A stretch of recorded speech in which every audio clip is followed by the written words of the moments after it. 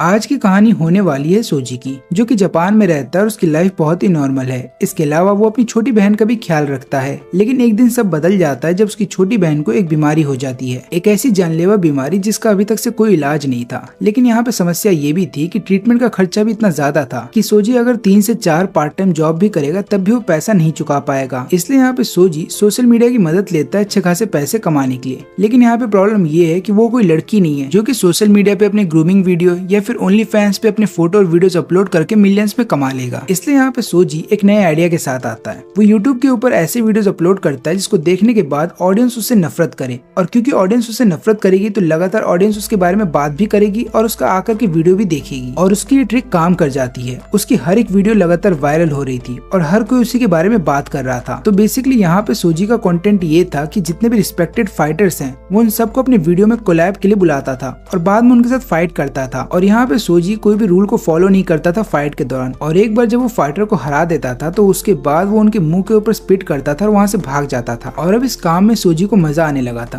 क्योंकि ऐसा करने की वजह से लगातार उसके व्यूज भी बढ़ रहे थे और उसको अच्छा खासा पैसा भी मिल रहा था। इसके अलावा अभी रिसेंटली उसने एक MMA कंटेंट क्रिएटर को भी हरा दिया था, और ऐसा करने के बाद पूरे टाउन के अंदर केवल उसी के बारे में बात हो रही थी। कई सारे लोग उसको पसंद तो कर रहे थे, लेकिन वहीं पे कई सारे लोग ऐसे भी थे जो उससे नफरत करते थे। और ये लोग ये चाहते थे कि YouTube सोजी के सारे वीडियोस को उड़ा दे और ऊपर से सोजी के खिलाफ कार्रवाई होनी चाहिए। लेकिन इन सभी चीजों से सोजी को कोई फर्क नहीं पड़ता। इसके अलावा वो अपने वीडियो के कमेंट सेक्शन में जाता था और ये देखता था कि कितने लोग उससे नफरत कर रहे हैं। ये सारी नफरत देखने के बाद उसको तो बहुत मजा आता था। वो हंसता भी था क्योंकि उसका जो रेवेन्यू था वो अच्छा खासा बढ़ गया था। फिर एक दिन जब वो अपनी बहन से मिलने के लिए आता है तो वो देखता है कि उसकी बहन फोन चला रही है। वो अपनी बहन को बोलता है कि फोन मत चलाओ और थोड़ी देर रेस्ट करो। लेकिन यहाँ पे अकारी बताती है कि देखो मैं पूरे दिन तो रेस्ट ही कर रही थी, लेकिन मुझे तुमसे जानना है कि तुम कहाँ थे पूरे दिन। लेकिन यहाँ पे सोजी अपने काम के बारे में और वो पैसा कैसे कमाता है इसके बारे में वो अपनी बहन को नहीं बता सकता। इसलिए वो यहाँ पे अपनी बहन से झूठ बोल देता है कि मैं 2-3 जगहों पे पार्ट टाइम जॉब करता हूँ, यही कारण है कि मैं थोड़ा सा बिजी हूँ। लेकिन ये सब छोड़ो, तुम ये केक खाओ। लेकिन यहाँ पे अकारी को ये बात अच्छे से पता होती है कि उसका भाई केक का दीवाना है, इसलिए वो अपने भाई से पूछती है कि तुमने कितने केक खाए। और यहाँ पे सोजी झूठ बोल देता है कि मैंने केवल 3 ही पीसेस खाए थे। लेकिन यहाँ पे अकारी बेवकूफ बनने वाली नहीं थी। वो फिर से पूछती है कि तुमने कितने पीसेस खाए थे,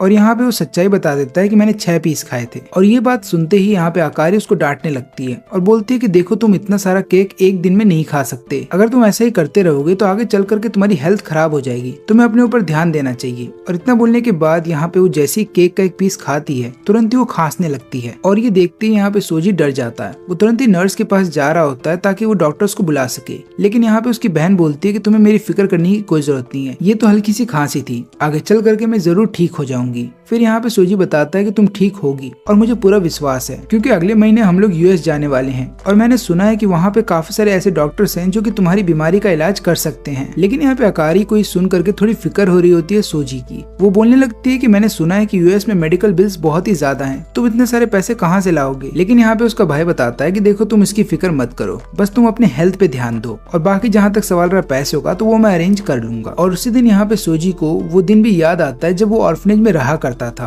और वहाँ का जो वार्डन था वो सभी बच्चों को सिखाता था कि हमेशा सच्चाई का साथ देना और हमेशा अच्छे काम करना, भले ही काम करते समय तुम्हें कितनी ही तकलीफ क्यों ना हो। लेकिन सोजी ने इसका उल्टा किया है, क्योंकि यहाँ पे सोजी को अच्छे से पता है कि हार्ड वर्क करके आप अच्छे पैसे कमा तो सकते हो, लेकिन इसमें टाइम बहुत लगता है। और इसके अलावा सोजी कभी किसी अच्छे स्कूल भी नहीं गया। लेकिन यहाँ पे सोजी के पास एक ऐसी चीज है जिसका वो इस्तेमाल अच्छे से कर रहा है, और वो है उसकी बॉडी, जिसका इस्तेमाल वो लगातार हर एक फाइट में कर रहा है और हर एक फाइट को जीत भी रहा है, जिसके बाद वो अच्छे खासे पैसे कमा रहा है। इसलिए उसको कोई फर्क नहीं पड़ता कि कोई उसके बारे में क्या सोचे, उसे कैसे भी करके बस अपनी बहन की जान बचानी है। फिर इसके बाद 1 महीना बीत जाता है और अभी तक से सोजी ने कोई भी नया वीडियो अपलोड नहीं किया होता है। तो सब लोग ये बातें कर रहे होते हैं कि हो सकता है सोजी की किसी ने जान ले ली हो या फिर सोजी रिटायरमेंट ले चुका है। लेकिन ऐसा कुछ भी नहीं है, बल्कि यहाँ पे सोजी अपने रूम में बैठ करके पुडिंग खा रहा था और वो लगातार अपनी बहन से फोन पे बात भी कर रहा था। वो अपनी बहन से पूछता है कि क्या तुम भी पुडिंग खाना चाहती हो। उसकी बहन बताती है कि हाँ मुझे चॉकलेट पुडिंग बहुत ही अच्छी लगती है। तो यहाँ पे सोजी बताता है कि ठीक है, जब अगली बार मैं तुमसे मिलने के लिए आऊंगा तो तुम्हारे लिए भी एक पुडिंग लेकर के आऊंगा। फिर इसके बाद जब वो रात में सो रहा होता है तो उसके हाथ में उसका फोन होता है, और यहाँ पे सोते समय अचानक से उसकी आंख खुल जाती है और तभी वो देखता है कि एक घुसपैठी उसके घर में घुस चुका है और उसके हाथ में एक बड़ा सा हैमर है, जिसकी मदद से वो यहाँ पे हमला कर देता है सोजी के ऊपर। यहाँ पे सोजी अपनी जान तो बचा लेता है, लेकिन उसके बावजूद भी ये जो घुसपैठिया था वो लगातार यहाँ पे सोजी के ऊपर हमला कर रहा था। अब इस घुसपैठिया का नाम होता है कुकरू। अब यहाँ पे कुकरू लगातार सोजी के ऊपर हमला नहीं कर रहा था, बल्कि सोजी सोजी के हाथ में जो फोन था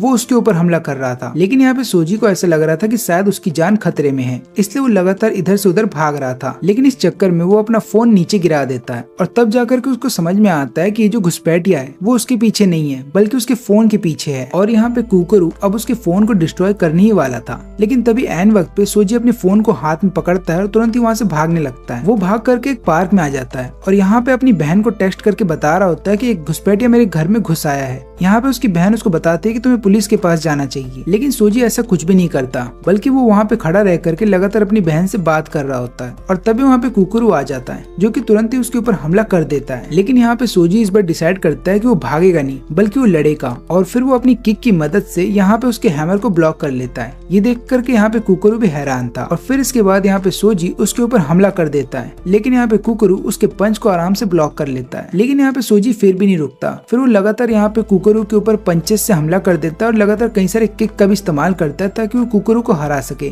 लेकिन हर बार कुकरू उसके हमलों से बच जाता है और फिर जैसे ही यहाँ पे कुकरू को एक मौका मिलता है कि सोजी का फोन डिस्ट्रॉय कर सके, वो हमला कर देता है। लेकिन यहाँ पे सोजी एन वक्त पे अपने फोन को बचा लेता है और फिर वो यहाँ पे कुकरू से पूछता है कि तुम मेरे फोन के पीछे क्यों पड़े हो। यहाँ पे कुकरू उसको पूरी सच्चाई बताता है। वो बोलता है कि मुझे पता है कि तुम्हारा पूरा नाम क्या है और तुम किस तरीके का कंटेंट अपने यूट्यूब चैनल पे डालते हो। मुझे ये बात भी अच्छे से पता है कि तुम जानबूझ करके इस तरीके के वीडियोस बनाते हो जिससे कि लोग तुमसे गुस्सा हो जाए, जिसके बाद तुम्हारे वीडियोस के ऊपर लगातार बातें हों और ऊपर से लगातार तुम्हारे वीडियोस पे व्यूज आते रहे। अब ये सुनने के बाद यहाँ पे सोजी को ऐसा लगता है कि शायद इस घुसपैठिए ने मेरा वीडियो देख लिया होगा और इसको मेरे वीडियो से बहुत गुस्सा आया होगा। यही कारण है कि ये अपना गुस्सा शांत करने के लिए मेरे को पीटना चाहता है और इसलिए यहाँ पे सोजी अपने घुटनों के बल बैठ जाता है और उससे माफी मांगता है। वो बोलता है कि देखो, जो भी वीडियोस मैं बनाया करता था वो मैं जानबूझ करके ऐसा करता था ताकि मेरे को लगातार व्यूज आते रहे, क्योंकि मेरे को पैसों की जरूरत थी। मेरी बहन बीमार थी और यही कारण था कि मैंने जानबूझ करके इस तरीके के वीडियोस बनाए। लेकिन 1 महीने पहले ही मुझे ये बात पता चली है कि मेरी बहन की हालत में पहले से सुधार आया है। यही कारण है कि मैंने इस तरीके के वीडियोस बनाना अब छोड़ दिए हैं। लेकिन अगर फिर भी तुम अपना गुस्सा शांत करने के लिए मेरे को पीटना चाहते हो तो मुझे पीट सकते हो, लेकिन मेरी जान मत लेना, क्योंकि मुझे अपनी बहन से भी मिलना है। और इसके अलावा चाहे कुछ भी हो जाए, मेरे फोन को मत तोड़ना। लेकिन ये बात बोलते समय यहाँ पे वो लगातार अपनी बहन से बातें कर रहा था और तभी अचानक से कुकरू उसके ऊपर फिर से हमला कर देता है। यहाँ पे कुकरू चाहता था उसके फोन को डिस्ट्रॉय करना, लेकिन ऐसा कर नहीं पाता। तो यहाँ पे सोजी बताता है कि भाई, मैंने तेरे को पहले ही बोला ना कि तू मेरे को पीट सकता है, लेकिन मेरे फोन को छोड़ दे। लेकिन यहाँ पे कुकरू उसको बताता है कि मेरे को तुम्हें पीटने में मजा नहीं आता और ऊपर से मुझे कैसे भी करके तुम्हारे फोन को डिस्ट्रॉय करना है, इससे पहले कि समय खत्म हो जाए। और फिर इसके बाद यहाँ पे कुकरू एक सच्चाई उसको बताता है। वो बोलता है कि तुम्हारी बहन 1 महीने पहले ही मर चुकी है।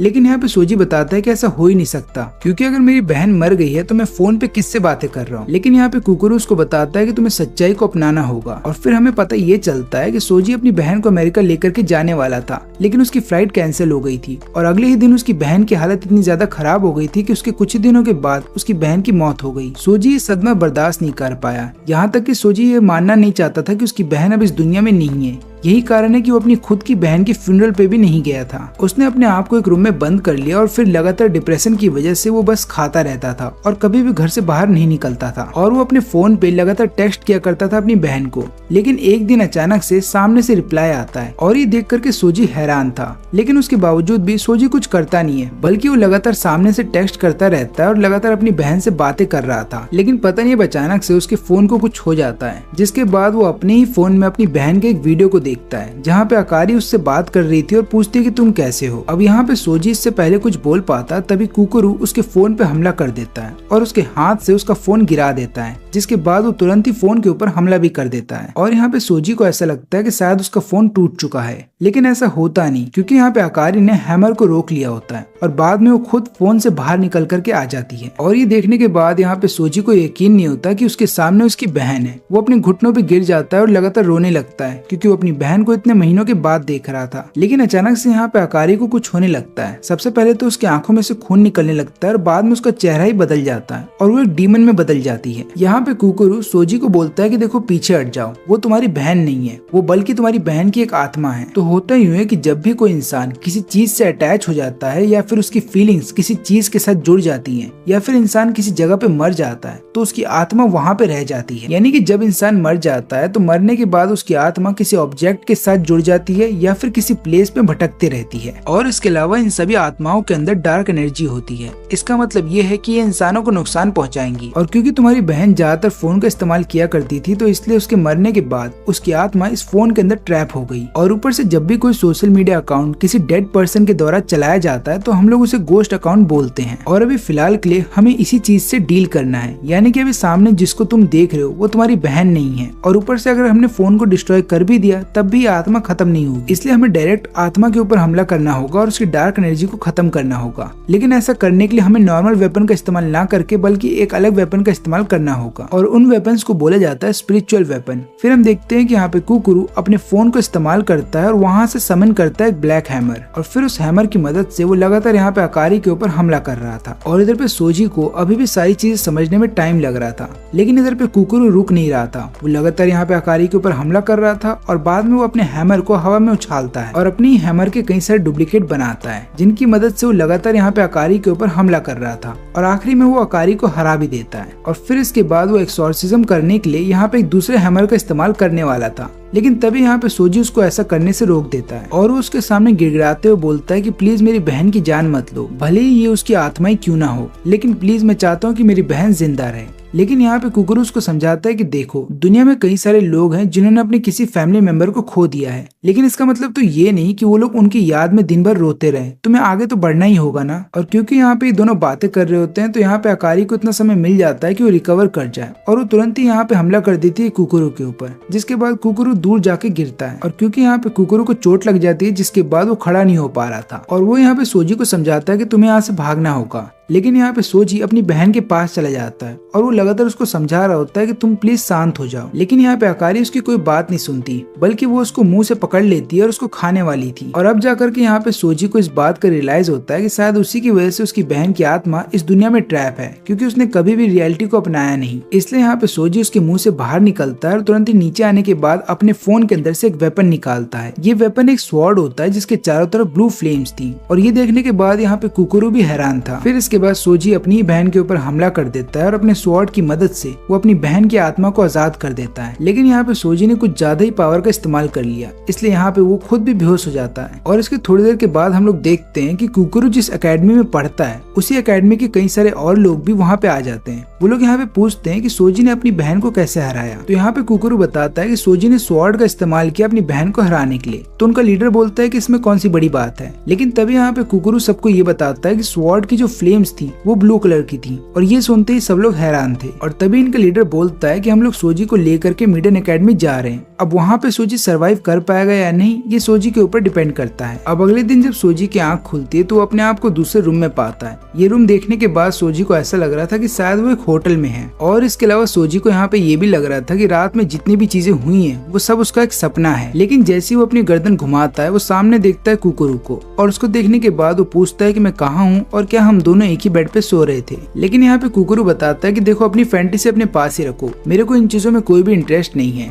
लेकिन यहाँ पे सोजी बोलता है कि ठीक है भाई, मैं मजाक नहीं कर रहा, लेकिन मुझे बताओ कि कल रात को जो भी चीज हुई थी क्या वो मेरा सपना था या हकीकत, और अगर वो सारी चीजें सच थी तो मेरी बहन का क्या हुआ। लेकिन यहाँ पे कुकुरु उसको कोई भी जवाब नहीं देता, बल्कि उसका फोन उसे लौटा देता है। फिर यहाँ पे फोन मिलने के बाद सोजी तुरंत ही अपनी बहन का नाम सर्च करने लगता है और उसके नाम पे जितने भी अकाउंट्स थे उनको भी सर्च करता है। लेकिन यहाँ पे उसको पता चलता है कि उसकी बहन के नाम पे कोई भी अकाउंट नहीं है, यहाँ तक कि उसकी बहन का नाम उसके फोन में भी नहीं है। फिर यहाँ पे कुकुरु उसको समझाता है कि देखो, अगर कोई भी सोशल मीडिया अकाउंट पोजेस्ट कर लिया जाता है किसी स्पिरिट के द्वारा तो हम उसको डेड अकाउंट मानते हैं, और अगर एक बार हमने किसी भी स्पिरिट के ऊपर एक्सॉर्सिज्म किया तो उसके बाद उसका डेड अकाउंट भी अपने आप ही खत्म हो जाता है, या फिर तुम ये भी बोल सकते हो कि उसका डेड अकाउंट अपने आप ही गायब हो जाएगा। और ये सुनने के बाद यहाँ पे सोजी थोड़ा सा दुखी हो जाता है और बाद में वो बोलता है कि क्या मैं अब अपनी बहन से कभी बात नहीं कर पाऊंगा। तो यहाँ पे कुकुरु बताता है कि भाई, इतनी नॉलेज तो तुम्हें होनी चाहिए ना कि मरे हुए आदमी से कोई बात नहीं कर सकता। और फिर यहाँ पे सोजी मुस्कुराते हुए बोलता है कि हाँ, तुमने सही कहा, और उसके अलावा अच्छा हुआ जो मेरी बहन अब इस दुनिया में नहीं है, क्योंकि जिस बीमारी से वो जूझ रही थी उस बीमारी का कोई इलाज नहीं था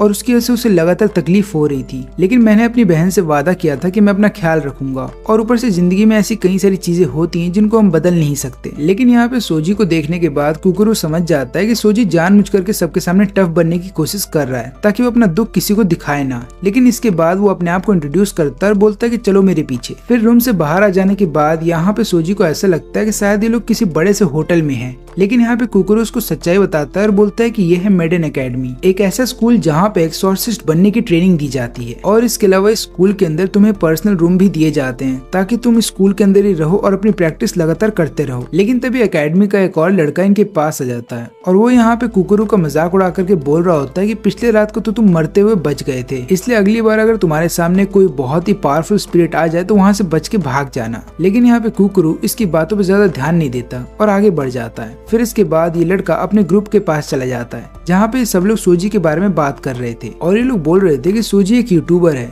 जिसने कई सारे ऐसे वीडियोस डाले हैं जो कि लोगों को गुस्सा दिलाते हैं। और यहाँ पे इन सब लोगों को भी सोजी के सारे वीडियोस पसंद नहीं आते। लेकिन इन्हीं के ग्रुप की एक लड़की है जिसके ब्लू हेयर है और वो यहाँ पे सोजी को पसंद कर रही थी और वो यहाँ पे बोलती है कि मुझे तो सोजी बहुत ही हैंडसम लगता है। और फिर इसके बाद सोजी को यहाँ का कैफेटेरिया, यहाँ का शॉप और हॉट स्प्रिंग दिखाया जाता है और जब दोनों हॉट स्प्रिंग में नहा रहे होते हैं तब यहाँ पे सोजी को बहुत ज्यादा रिलैक्स फील होता है और उसको डर था कि कहीं वो रो ना दे क्योंकि अभी भी उसको अपनी बहन की याद आ रही थी। लेकिन यहाँ पे कुकुरु बोलता है कि हमारे लीडर कहाँ चले गए और तभी वहाँ पे जैकी आता है जो कि इनका लीडर है और वो कब से इन दोनों का पानी में ही वेट कर रहा था। फिर वो यहाँ पे सोजी को बताता है कि मैं एक मॉन्क हूँ और उसके अलावा यहाँ पे टीचर का भी काम करता हूँ। और इतना बोलने के बाद वो सोजी से अपना हाथ मिलाता है और उसको अपना इंट्रोडक्शन देता है। फिर जब ये तीनों पानी से बाहर आ जाते हैं तब यहाँ पे कुकुरु जैकी को बताता है कि देखो मैंने सोजी को पूरा कैंपस दिखा दिया है तो क्या मैं यहाँ से जा सकता हूँ। लेकिन यहाँ पे जैकी उसको बोलता है कि देखो मुझे पता है कि तुम्हें स्टूडेंट्स को कैंपस दिखाना पसंद नहीं है लेकिन तुम्हें इस काम को भी इंजॉय करना चाहिए। लेकिन यहाँ पे कुकुरु बताता है कि मुझे पता है कि कल रात को मैं हार गया था, यही कारण है कि मेरे को पनिशमेंट दी जा रही है। लेकिन यहाँ पे जैकी उसकी कोई बात ही नहीं सुनता। वो तो यहाँ पे सोजी से बात कर रहा होता है और सोजी से पूछता है कि तुमने तो पूरा स्कूल देख लिया तो तुम क्या सोचते हो, तुम्हें स्कूल में एडमिशन ले करके एक एक्सॉर्सिस्ट बन जाना चाहिए। लेकिन यहाँ पे सोजी को ऐसा लग रहा था कि सारी चीजें सच नहीं है और ये सब लोग मिल करके उसके साथ प्रैंक कर रहे हैं। लेकिन फिर यहाँ पे जैकी उसको सच्चाई बताता है और बोलता है कि देखो जितनी भी चीजें हमने तुमको बताई है वो सारी बातें सच है और हम तो चाहते हैं कि तुम हमारी टीम को ज्वाइन कर लो क्योंकि कल रात को ही तुमने अपनी पावर को अवेक किया है और अगर तुम हमारी टीम को ज्वाइन करते हो तो इससे हमारे स्कूल और हमें बहुत फायदा होगा। लेकिन यहाँ पे सोजी अभी अपनी पावर को लेकर के कंफ्यूज था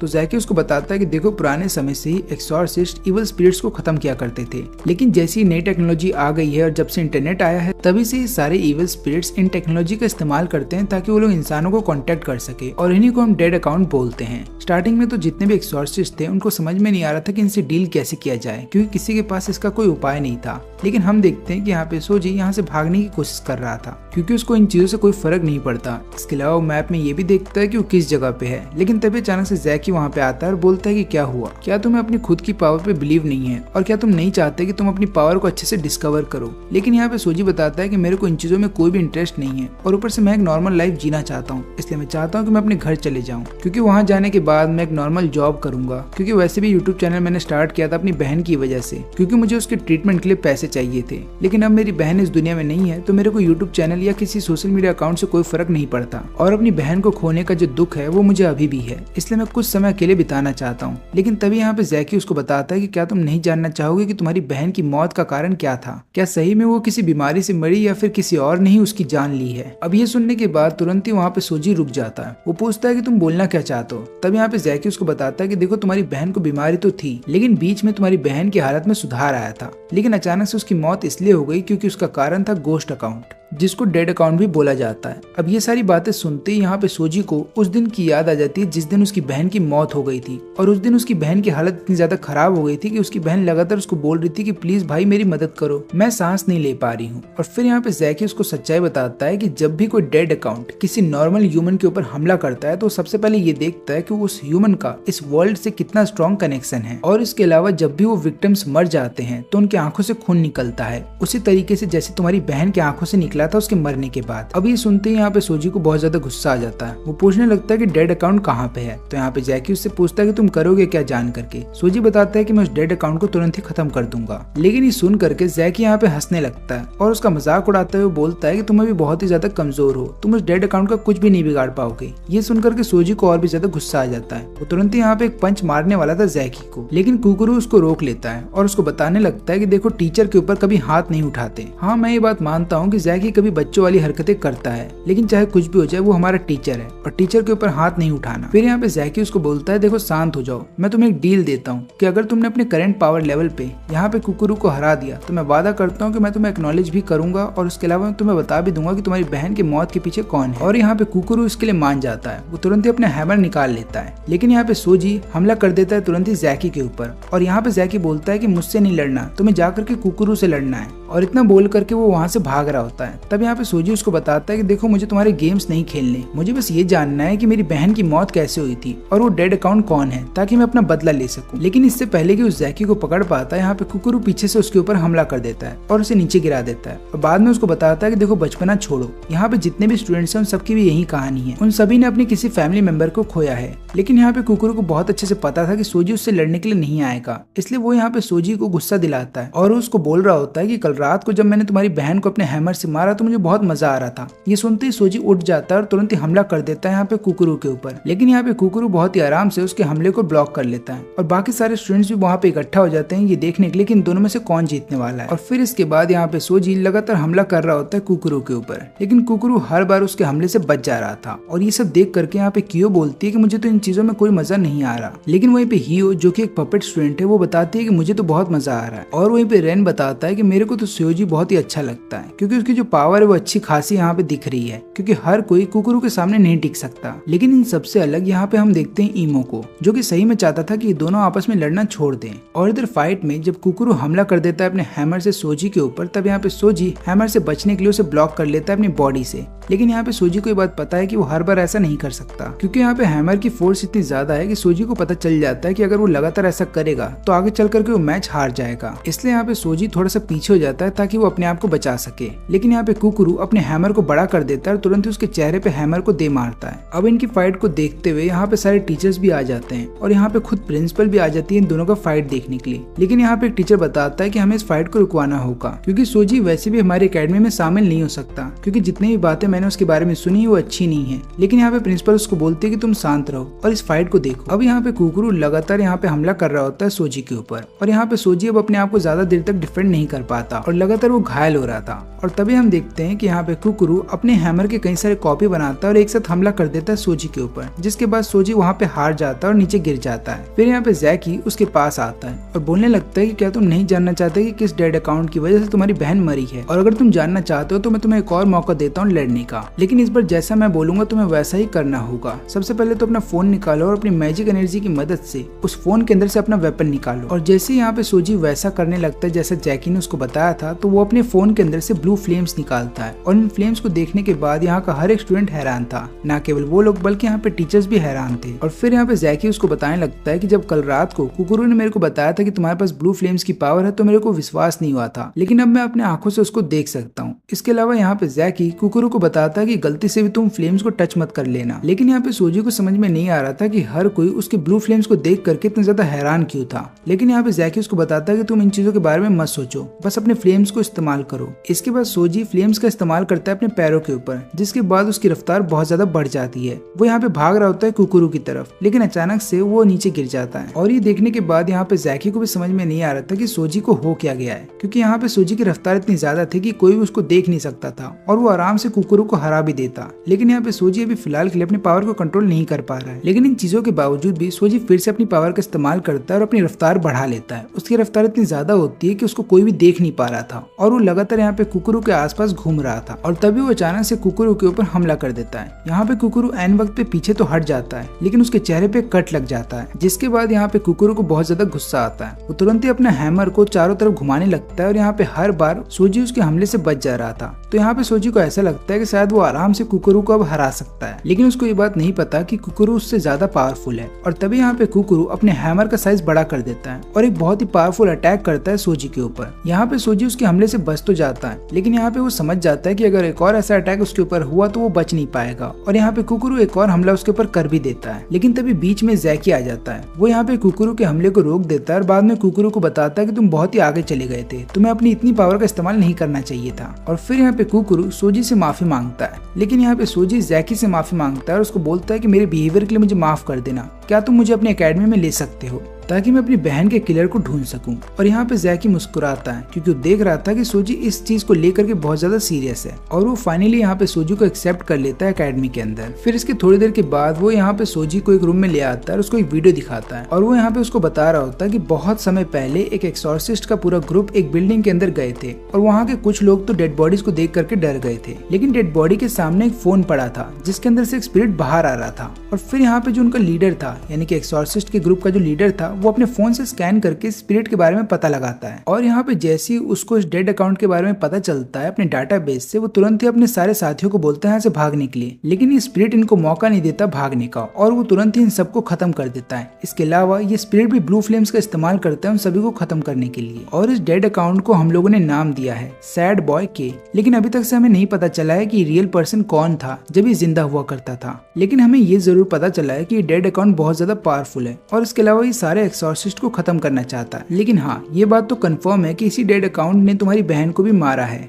लेकिन यहाँ पे सोजी का सवाल ये होता है कि इसके पास वो ब्लू फ्लेम्स कैसे आ गई। फिर यहाँ पे जैकी बताता है कि देखो सैड बॉय के पास जो एबिलिटी है उसको डीमन फ्लेम्स बोला जाता है। ये एक तरीके से कर्स्ड एबिलिटी है जिसकी मदद से वो किसी भी लाइफ फोर्स को चुरा सकता है अगर उसकी फ्लेम्स ऐसे किसी इंसान के साथ कांटेक्ट में आ गई जो कि जिंदा है। और फिर इसके बाद यहाँ पे सोजी उन सभी मरे हुए लोगों का चेहरा भी देखता है जिनके आंखों से खून निकल रहा था और ऐसा ही सेम उसकी बहन के साथ भी हुआ था। लेकिन तभी यहाँ पे सोजी उससे एक सवाल पूछता है कि भला उसके पास जो एबिलिटी है वही सेम एबिलिटी मेरे पास भी कैसे हो सकती है जबकि मैं तो जिंदा हूँ। लेकिन यहाँ पे जैकी के पास भी इस सवाल का जवाब नहीं था और यहाँ पे फिर सोजी बोलने लगता है कि मेरे पास इतनी ज्यादा खतरनाक पावर है और मैं अपनी इस पावर का इस्तेमाल कर रहा था कुकुरु के खिलाफ। लेकिन यहाँ पे जैकी हंसते हुए बताता है कि अच्छा हुआ ना कोई मरा नहीं। और फिर यहाँ पे सोजी एक और सवाल पूछता है कि भला इन फ्लेम से मेरे को नुकसान क्यों नहीं होता। तब यहाँ पे जैकी उसको बताता है कि सांप के अंदर भी जहर है लेकिन उसको अपने जहर से कुछ नहीं होता। लेकिन इन सारी चीजों को समझने में अभी बहुत टाइम लगेगा सोजी को, इसलिए यहाँ पे जैकी उसको बोलता है कि एक काम करो, तुम थोड़ी देर के लिए अपने घर चले जाओ और जा करके वहाँ आराम करो और कुछ दिनों के बाद यहाँ पे वापस आ जाना। लेकिन तभी कुकुरु वहाँ पे पूरी क्लास के साथ आ जाता है और बताने लगता है कि हम इसको यहाँ से कहीं जाने नहीं देंगे। तभी यहाँ पे जैकी सोजी को बताता है कि देखो ये मेरी पूरी क्लास है और मैं चाहता हूँ कि तुम सबके साथ अच्छे से घुल मिल जाओ। लेकिन यहाँ पे कुकुरु सोजी को टोंट मारते हुए बोलने लगता है कि हम नहीं चाहते कि हमारा क्लासमेट ऐसा हो जिसके फ्लेम्स हमें मार सकते हैं, लेकिन उसके बावजूद भी हम तुम्हें छोड़ भी नहीं सकते क्योंकि हम नहीं चाहते कि अपनी बहन को खोने के गम में तुम्हारा विलेन आर्क स्टार्ट हो जाए। लेकिन तभी यहाँ पे रेन उसको साइड हटा देता है और फिर अपने आप को इंट्रोड्यूस करता है। वो बोलने लगता है कि देखो कुकुरु की बातों का बुरा मत मानना, वो बस ऐसा ही है, वो दिल का बहुत ही अच्छा है, एक बार तुम उसको जान जाओगे तो तुम्हें पता चल जाएगा। लेकिन तभी वो जो टॉकिंग डॉल होती है जो कि इनके साथ है वो अचानक से सामने आ जाती है सोजी के और वो यहाँ पे बोलने लगती है देखो कुकुरु तुमसे थोड़ा सा नाराज है क्योंकि तुमने उसके चेहरे पे कट लगा दिया था। लेकिन यहाँ पे सोजी एनाबेल के कजन को देख करके हैरान था। तो यहाँ पे डॉल बताते हैं कि देखो मुझसे डरो मत और मुझे लाइव स्ट्रीम गेमिंग करना बहुत अच्छा लगता है तो कभी हमें कोलैब करना चाहिए। लेकिन तभी यहाँ पे रिन बताता है कि देखो सेल्फी टाइम स्टार्ट हो चुका है इसलिए अब हम सबको सेल्फी लेनी चाहिए। और जब ये सब लोग मिल करके सेल्फी ले लेते हैं तब यहाँ पे जैकी सोजी को एक बात बताता है। वो बोलता है कि देखो अगर तुम्हें एक्सॉर्सिस्ट बनना है तो तुम्हें एक और एग्जाम को पास करना होगा। इसके बाद वो सोजी को लेकर के आ जाता है ट्रेनिंग रूम में और एक गोल्डन डिवाइस दिखाता है और उसको बताता है कि देखो ये गोल्डन डिवाइस तुम्हारी कॉम्बैट एबिलिटी को नापेगा और अगर तुमने इस टेस्ट को पास कर लिया तो हो सकता है हम तुम्हें रियल सिचुएशन में भी भेज सकते हैं जहाँ पे तुम्हारे सामने रियल स्पिरिट होगा जिसको तुम्हें खत्म करना होगा और इसके अलावा हो सकता है तुम्हें आगे चल करके सैड बॉय भी मिल जाए। और तभी यहाँ पे सोजी बोलता है कि टेस्ट को स्टार्ट करो, जिसके बाद यहाँ पे जैकी एक बटन दबाता है और हम देखते हैं कि यहाँ पे दो पिंक कलर के जिनी एक गोल्डन लैम्प से बाहर आते हैं। और फिर यहाँ पे जैकी उसको बताता है कि ये दोनों आर्टिफिशियल स्पिरिट हैं जिनका हम इस्तेमाल करते हैं ताकि हम यहाँ के जितने भी स्टूडेंट्स हैं उनको ट्रेनिंग दे सकें और अगर तुमने इन जैसे 100 को हरा दिया तो तुम इस टेस्ट को पास कर जाओगे, लेकिन याद रहे कि इनको कमजोर मत समझना। लेकिन यहाँ पे सोजी बहुत ही ज्यादा पम्प्ड अप था, उसको ऐसा लगता है कि वो आराम से इन सबको हरा देगा। वो तुरंत ही अपना फोन निकालता है और अपने ब्लू फ्लेम्स की मदद से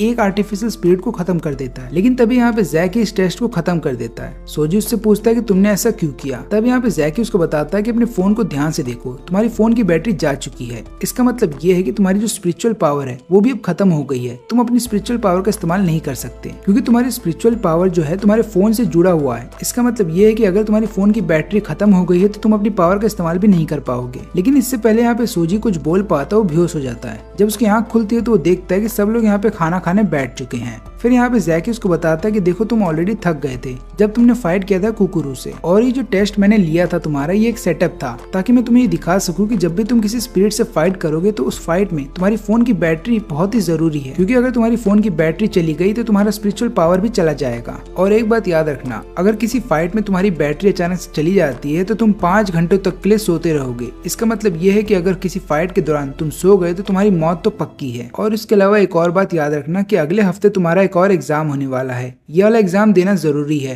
और इस एग्जाम को तुम पास करोगे तभी जाकर के तुम एक एग्जॉर्सिस्ट कहलाओगे। और तुम्हें इस एग्जाम को पास करना ही होगा, क्योंकि अगर तुमने इस एग्जाम को पास नहीं किया और तुम इस एग्जाम में फेल हो जाते हो तो उसके बाद तुम्हें यहाँ पे पकड़ लिया जाएगा और फिर तुम्हें टॉर्चर किया जाएगा। अब ये सुनते ही यहाँ पे सोजी डर जाता है। तब यहाँ पे जैकी उसको पूरी बात बताता है। वो यहाँ पे उसको बताने लगता है कि देखो तुम्हारी जो पावर है वो सैड बॉय से बहुत ज्यादा मिलती जुलती है, और ऊपर से सैड बॉय ने कई सारे एक्सॉर्सिस्ट की जान ले ली है, जिसके बाद यहाँ के काफी सारे लोग उससे नफरत करते हैं। और क्योंकि तुम्हारी पावर उससे बहुत ज्यादा मिलती है तो अगर तुम एग्जाम को फेल कर जाते हो तो उसके बाद ये लोग तुम्हें पकड़ लेंगे और तुम्हें टॉर्चर किया जाएगा, और ये सारे लोग मिल करके सैड बॉय का जितना भी गुस्सा है तुम पे निकालेंगे, क्योंकि यहाँ के कई सारे लोगों को ऐसा लगता है कि तुम भी सैड बॉय के साथ जुड़े हुए हो, इसलिए ये लोग अपना गुस्सा तुम पे उतारेंगे और तुम्हें टॉर्चर करेंगे। इसलिए तुम्हें बहुत मेहनत करनी होगी ताकि तुम एग्जाम को पास कर जाओ। फिर उसके बाद जब ये लोग अपने रूम में जा रहे होते हैं तो यहाँ पे सोजी पूछता है कि मेरा रूम कौन सा है। यहाँ पे कुकुरू उसको बताता है कि तुम पागल हो गए हो क्या, तुम्हें कोई भी यहाँ पे क्यों रहने देगा, और ऊपर से अगर तुम्हें यहाँ पे रहने भी दिया जाएगा तब भी तुम्हें अकेले नहीं रहने दिया जा सकता, क्योंकि तुम्हारी पावर बहुत ज्यादा खतरनाक है,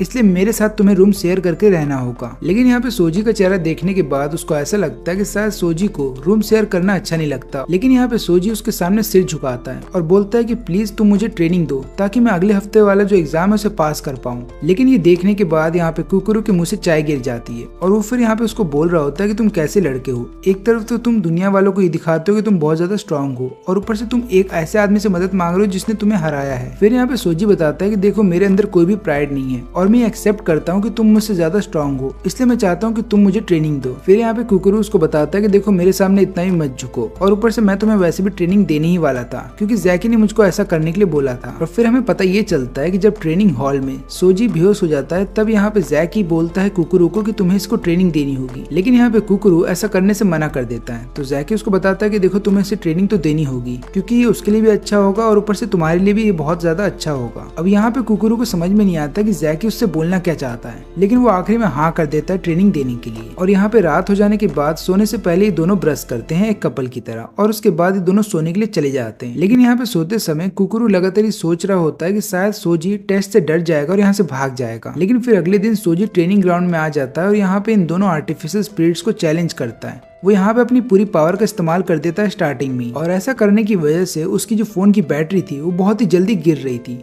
फिर यहाँ पे कुकुरू उसको बताता है कि देखो स्टार्टिंग में अपनी पूरी पावर का इस्तेमाल मत किया करो, क्योंकि अगर ऐसा करोगे तो तुम बहुत जल्दी थक जाओगे, तुम्हें आखिरी तक अपनी पावर को बचाना होगा। लेकिन यहाँ पे सोजी को कोई भी आइडिया नहीं होता कि उसको ये कैसे करना है। तब यहाँ पे कुकुरू उसको बताता है कि देखो स्टार्टिंग में केवल अपने हाथों का इस्तेमाल करो लड़ने के लिए, और आगे चल करके जब तुम्हारे सामने कई सारे स्पिरिट्स आ जाए तब धीरे धीरे अपनी पावर का इस्तेमाल करना उन सबको खत्म करने के लिए। तुम एग्जाम्पल ले सकते हो कैंप फायर का, जिस तरीके से कैंप फायर धीरे धीरे जलता रहता है और आखिरी तक ही जलता रहता है जब तक कि उसके ऊपर पानी ना डाला जाए, उसी तरीके से तुम्हें भी अपनी पावर को धीरे धीरे इस्तेमाल करता रहना होगा ताकि वो खत्म ना हो जाए। लेकिन यहाँ पे सोजी को जैसा सिखाया जाता है वो वैसा कर नहीं पाता, और फिर हम देखते हैं कि वो मुश्किल से 35 स्पिरिट्स को खत्म कर पाता है और उसके बाद वो फिर से बेहोश हो जाता है। और फिर अगले दिन जितने भी कुकुरू के क्लासमेट्स थे वो सब लोग भी आ जाते हैं यहाँ पे ट्रेनिंग ग्राउंड में, ये देखने के लिए कि सोजी ने कितना ज्यादा प्रोग्रेस किया है। और वो सभी लोग ये देख करके हैरान थे कि सोजी यहाँ पे 30 स्पिरिट्स को खत्म कर पा रहा है, जबकि उसकी ट्रेनिंग 2 दिन पहले ही स्टार्ट हुई है। लेकिन हर बार वो मुश्किल से केवल 30 स्पिरिट्स को ही खत्म कर पा रहा था और उसके बाद बेहोश हो जाता है। तो इसलिए वो अगले दिन एक आइडिया के साथ आता है जहाँ पे वो पूरे भर के कैफीन खा लेता है, जिसके बाद वो सोचता है कि वो बेहोश नहीं होगा। लेकिन इसके बावजूद भी वो केवल 41 स्पिरिट्स को ही खत्म कर पाता है। और फिर अगले दिन हम देखते हैं कि वो लगातार ऐसा करने लगता है, जिसके बाद वो 41 से बढ़ जाता है 49 पे।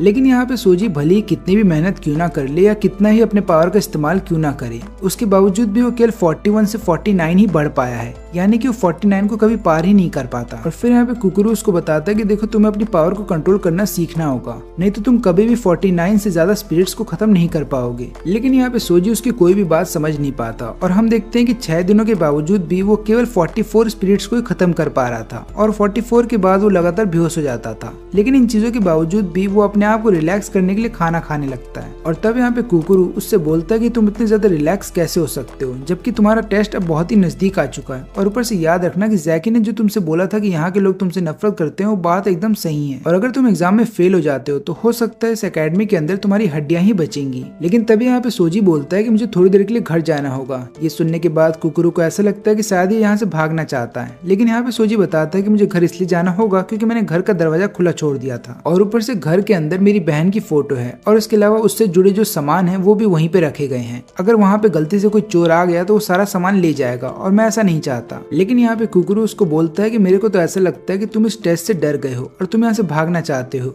लेकिन यहाँ पे सोजी उसको बताता है कि ऐसा कुछ भी नहीं है, मैं बस चाहता हूँ अपनी बहन की मौत का बदला लेना, इसलिए मैं वापस जरूर आऊंगा। और फिर अगले दिन जब यहाँ पे फाइनल टेस्ट होने वाला था सोजी का, तब यहाँ पे स्कूल के जितने स्टूडेंट्स थे वो भी वहाँ पे आ जाते हैं, और इसके अलावा जितने भी टीचर्स थे जो कि सोजी से नफरत करते थे उसकी एबिलिटीज को लेकर के, वो सोचते हैं कि सोजी यहाँ पे हार जाएगा। और यहाँ पे जब टेस्ट स्टार्ट हो जाता है तब सोजी स्टार्टिंग में अपनी फ्लेम्स का इस्तेमाल कर देता है, जिसके बाद हम देखते हैं कि उसकी जो बैटरी पावर होती है वो 30% तक ड्रॉप हो जाती है, और अभी तक से उसने केवल 30 ही आर्टिफिशियल स्पिरिट्स को मारा था। और इसके अलावा हमें ये बात भी पता चलती है कि वो अभी तक से अपने पावर को कंट्रोल नहीं कर पा रहा है। लेकिन यहाँ पे उसके जितने भी क्लासमेट्स होते हैं वो लगातार उसको चेयर अप कर रहे थे और बोल रहे थे कि तुम इस मैच को जीत जाओगे, तुम लगातार बस बने रहो। लेकिन यहाँ पे कुकुरू अलग था, वो यहाँ पे उसको चिढ़ा रहा होता है और बोल रहा होता है कि तुम एक लूजर हो, तुम इस मैच को हारने वाले हो। और ये बोलते समय यहाँ पे कुकुरू लगातार हंस रहा था। फिर हम देखते हैं कि जितने भी टीचर्स और स्टूडेंट यहाँ पे सोजी से नफरत करते हैं वो सब लोग भी उसका मजाक बना रहे थे। लेकिन यहाँ पे सोजी किसी की बात नहीं सुनता और लगातार सारे स्पिरिट्स को हराते जा रहा था। और इसके अलावा उसको वो दिन भी याद आ जाता है जब वो लगातार वीडियोज अपलोड किया करता था यूट्यूब पे। और यहाँ पे क्योंकि लोगों को उसके ऊपर लगातार गुस्सा आता था तो लोग ये बोलते भी थे कमेंट में कि हम तुम्हारी जान ले लेंगे। और ये देखने के बाद उसको बहुत ज्यादा डर लगता था। एक पल को तो उसके दिमाग में ये भी आया था कि उसको यूट्यूब छोड़ देना चाहिए,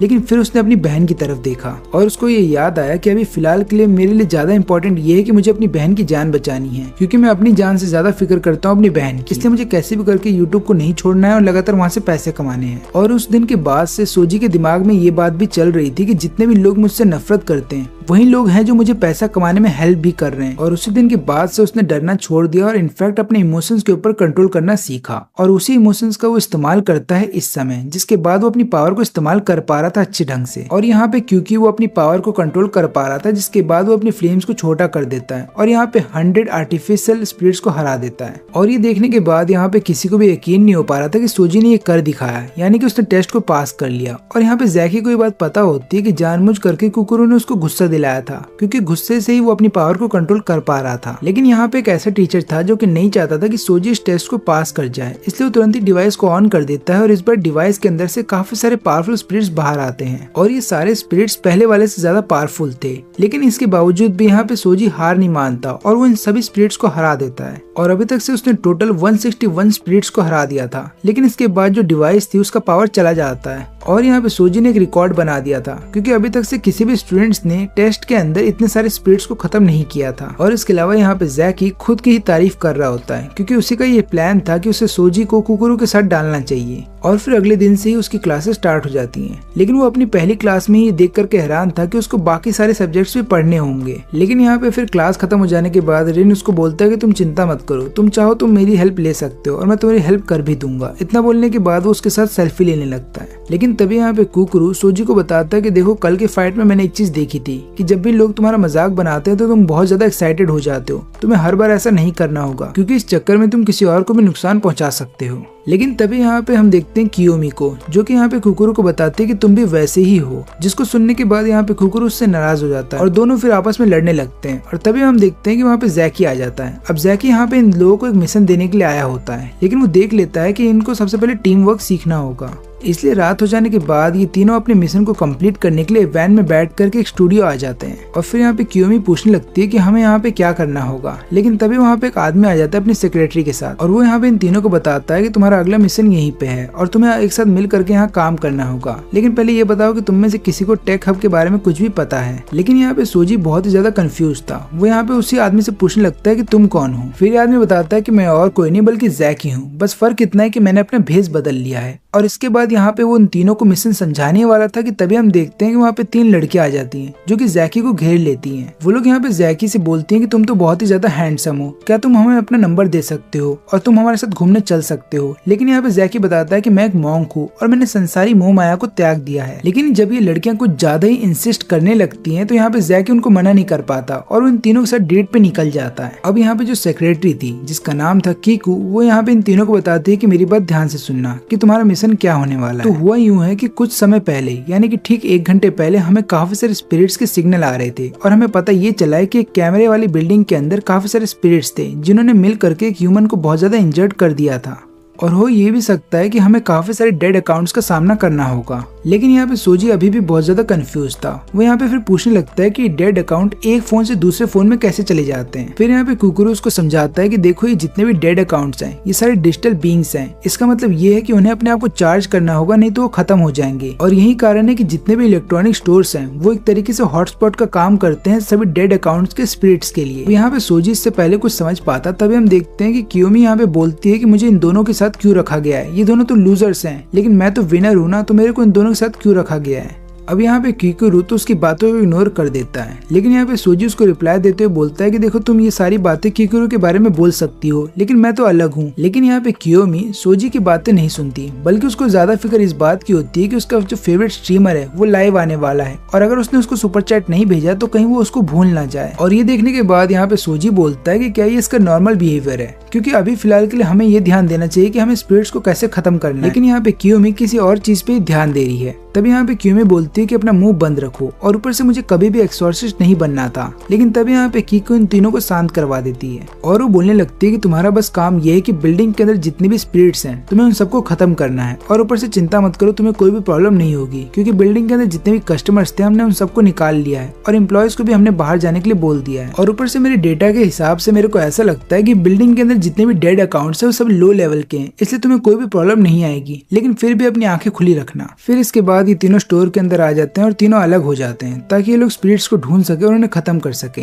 लेकिन तभी एक स्पिरिट यहाँ पे कियोमी के ऊपर हमला करने वाला था, लेकिन अचानक से कियोमी पीछे हो जाती है और फिर वो अपना फोन का इस्तेमाल करती है अपनी स्पिरिचुअल एनर्जी को बाहर निकालने के लिए। फिर हम देखते हैं कि अचानक से उसका जो हाथ होता है वो एक अजीब से गन में बदल जाता है और वो उसकी मदद से यहाँ पे स्पिरिट के ऊपर हमला कर देती है। और यहाँ पे कियोमी की पावर को देखने के बाद सोजी बहुत ज्यादा इंप्रेस हो जाता है। लेकिन यहाँ पे कुकुरु उसको बताता है कि देखो ज्यादा उसके पास मत जाना क्योंकि वो एक स्टॉकर है। तुम्हें पता है कि वो एक ऐसे लड़के से प्यार करती है जो कि एक बहुत ही पॉपुलर लाइव शो करता है, यानी कि गाना गाने का काम करता है। और यहाँ पे वो इतने ज्यादा ऑब्सेस्ड है उससे कि वो लगातार अपने अलग अलग अकाउंट की मदद से देखती रहती है कि उसके आसपास कोई लड़की तो नहीं है। लेकिन ये सारी बातें यहाँ पे कियोमी सुन लेती है। वो तुरंत ही उस स्पिरिट को खत्म कर देती है और फिर बाद में बताती है कि देखो मैं कोई स्टॉकर नहीं हूँ, बल्कि मैं उस लड़के से प्यार करती हूँ और ये जो मेरा प्यार है ये बहुत ही प्योर है। लेकिन फिर यहाँ पे कुकुरु एक और बात बताता है और वो बोलता है कि देखो याद रखना कि जिस तरीके से तुम अपने फोन का इस्तेमाल करते हो उसी तरीके से तुम्हारी स्पिरिचुअल पावर भी बनती है। और फिर यहाँ पे सोजी को समझ में आता है कि वो अपने फोन का इस्तेमाल करता था ज्यादातर फाइटिंग वीडियोस बनाने के लिए या फिर उसको अपलोड करने के लिए, और यही कारण है कि उसके पास फायर एबिलिटी है। लेकिन यहाँ पे सोजी को अब धीरे धीरे सब समझ में आ रहा है। लेकिन तभी हम देखते हैं कि अचानक से यहाँ पे कियोमी उसके ऊपर हमला कर देती है अपने गन से।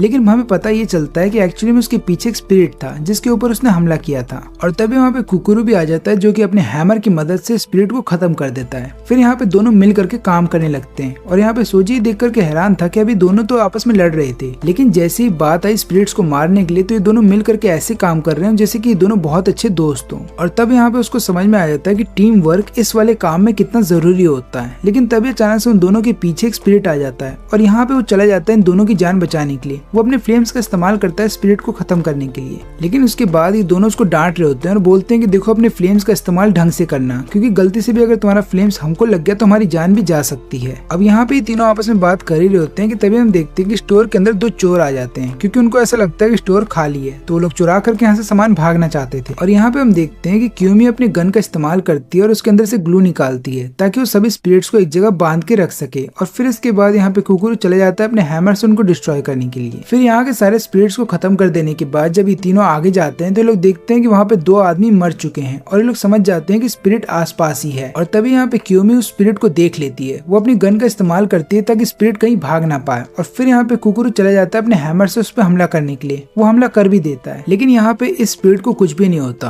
और यहाँ पे स्पिरिट इन दोनों को बता रही होती है कि तुम्हारी प्रॉब्लम क्या है। मैं यहाँ पे अपने अपने डॉल को सजा रही हूँ तो तुम दोनों यहाँ से जा सकते हो। अब यहाँ पे कुकुरू समझ जाता है कि इस डेड अकाउंट की पावर बहुत ही ज्यादा है। वो तुरंत यहाँ पे इन दोनों को बोलता है कि हमें यहाँ से भागना होगा, लेकिन यहाँ पे क्यूमी बताती है कि ऐसा क्यों बोल रहे हो, बल्कि मैंने इसको पकड़ के रखा है और मैं बहुत जल्द इसे खत्म भी कर दूंगी। लेकिन यहाँ पे स्पिरिट अपने आप को आजाद कर लेती है और उसके बाद वो क्यूमी को पकड़ लेती है। अब यहाँ पे कुकुरू चले जाता है उसकी मदद करने के लिए। वो यहाँ पे हैमर से हमला तो करता है स्पिरिट के ऊपर, लेकिन यहाँ पे स्पिरिट को कुछ भी होता नहीं और वो अपने आप को हील कर लेती है और उसके बाद वो कुकुरू को उधर से दूर फेंक देती है। लेकिन फिर यहाँ पे सोजी उससे पूछता है कि किसी डेड अकाउंट के पास इतनी सारी पावर कैसे आ सकती है। तो यहाँ पे कुकुरू उसको बताता है कि देखो कई सारे डेड अकाउंट ऐसे होते हैं जिनके पास कर्स्ड एनर्जी होती है। इसका मतलब ये है कि ये स्पिरिट कोई लो लेवल की स्पिरिट नहीं है या फिर ये कोई लो लेवल का डेड अकाउंट नहीं है जिसको हम खत्म कर सकते हैं। और इस तरीके के हाई या फिर मिड लेवल के स्पिरिट को खत्म करने के लिए हमें एक टीम को बनाना पड़ता है और उसके बाद एक प्लान बनाना पड़ता है। लेकिन अभी फिलहाल के लिए हमारे पास इन चीजों का टाइम नहीं है। हमें कैसे भी करके इस डेड अकाउंट को खत्म करना होगा, नहीं तो ये स्पिरिट हमें खत्म कर देगी। और फिर हम देखते हैं कि यहाँ पे जो स्पिरिट होती है वो कियोमी का एक हाथ को तोड़ देती है और उसके बाद वो कियोमी को अपने हाथ में लेकर के इतनी जोर से नीचे पटकती है कि यहाँ पे कियोमी बेहोश हो जाती है। फिर इसके बाद यहाँ पे कुकुरू लगातार उसके ऊपर हमला कर रहा होता है अपने हैमर से, लेकिन यहाँ पे स्पिरिट को कुछ भी नहीं होता और वो जल्दी अपनी बॉडी को हील कर लेती है। फिर यहाँ पे सोजी एक डॉल को उठाता है और उसके चारों तरफ अपने फ्लेम्स को लपेट देता है और उस डॉल को फेंकता है यहाँ पे स्पिरिट के हाथ की तरफ। जैसे स्पिरिट के हाथ पे उसकी फ्लेम्स टकराती हैं, यहाँ पे वो स्पिरिट कियोमी को आजाद कर देती है। फिर इसके बाद ये तीनों यहाँ से भाग जाते हैं और कहीं जाकर के छुप जाते हैं। लेकिन यहाँ पे कुकुरू देखता है कि अभी भी फ्लेम्स उसके हाथ में जल रहे हैं और वो तुरंत ही सोजी का हाथ छू लेता है। यहाँ पे सोजी उसको ऐसा करने से मना करता है, लेकिन यहाँ पे कुकुरू बताता है कि देखो मुझे कुछ भी नहीं होगा क्योंकि इस पावर को एक इंसान के द्वारा इस्तेमाल किया जा रहा है। यही कारण है कि इस पावर से किसी इंसान को नुकसान नहीं पहुंचेगा। लेकिन यहाँ पे जो स्पिरिट का हाथ होता है वो अभी भी जल रहा होता है और वो अपने हाथ को हील नहीं कर पा रही थी। इसलिए फिर यहाँ पे हम देखते हैं कि अचानक से सोजी उसके पीछे से हमला कर देता है और यहाँ पे सोजी को पता था कि उसकी फ्लेम्स इतनी ज्यादा हाई है कि यहाँ पे स्पिरिट अपने आप को हील नहीं कर पाएगी। और तभी हम देखते हैं कि वहाँ पे कुकुरू आ जाता है और वो अपने हैमर से उसी जगह पे हमला कर रहा था जहाँ पे फ्लेम्स थी, जिसके बाद यहाँ पे स्पिरिट को बहुत ज्यादा दर्द होता है और वो अचानक से पीछे मुड़ती है, जिसके बाद वो इन दोनों को कोने में ले आती है। वो इन दोनों के ऊपर हमला करने वाली थी कि तभी हम देखते हैं कि कियोमी को होश आ जाता है। वो तुरंत ही अपनी पावर का इस्तेमाल करके यहाँ पे गोश्त को एक जगह पे बांध के रख लेती है और फिर इसके बाद ये तीनों मिल करके हमला करने लगते हैं स्पिरिट के ऊपर। ये तीनों लगातार अपनी पावर का इस्तेमाल करते जा रहे थे और यहाँ पे जो स्पिरिट थी वो अपने आप को हील ही नहीं कर पा रही थी और आखिर में इन तीनों ने मिल करके इस मिड लेवल स्पिरिट को हरा दिया था।